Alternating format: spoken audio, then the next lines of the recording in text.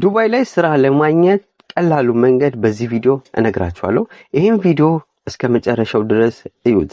ስራ የምታገኙበትን ቀላል መንገድ እነግራችኋለሁ። እኔ ዩኤኢ ላይ በኖርኩበት በዲሊቨሪ በመሰራ ሰዓት ላይ ደግሞ ያየሁትን ከተለያዩ ሀገር ሰዎች ጋር የተማርኩትን ነገር በዚህ በ4 ደቂቃ ውስጥ እነግራችኋለሁ።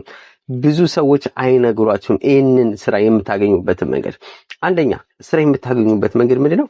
ሲቪ ማዘጋጀት። ሲቪ ታዘጋጁና በየሞሉ በየካፍቴሪያው በመዞር መስጠት።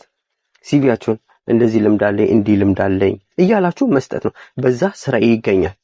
በየቦታው በመሽከርከር እንደዛ ነው ስራ የሚገኘው። እዚህ ሀገር ፊሊፒኖች፣ እንዶች፣ ኔፓሎች የተለያዩ ሀገር እንደዚህ ነው ሰርች የሚያደርጉት ስራ የሚፈልጉት። ስራ ደግሞ ማግኘት የምትፈልጉበት አሪፍ ቦታ ልጠቁማችሁ። ዱባይ ላይ በጣም ቤስት ነው። የቢዝነስ ቦታ ነው። የተለያዩ አገር ቱሪስቶች ስላሉ የቢዝነስ ቦታ ስለሆነ ደሞዙም አሪፍ ነው።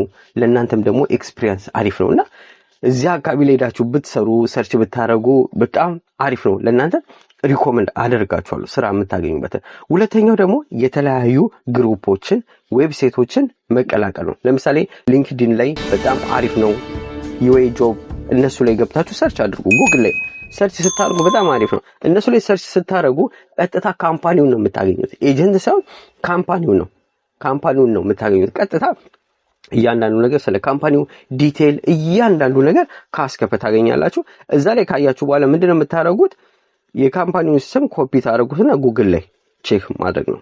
ይሄ ካምፓኒው እንዴት ነው? ኤጀንት ነው ወይ ዳይሬክት ካምፓኒ ነው የሚለው ቼክ ማድረግ ነው። እሱን ቼክ ካደረጋችሁ በኋላ ቀጥታ በካምፓኒ ኢሜል ማድረግ ነው።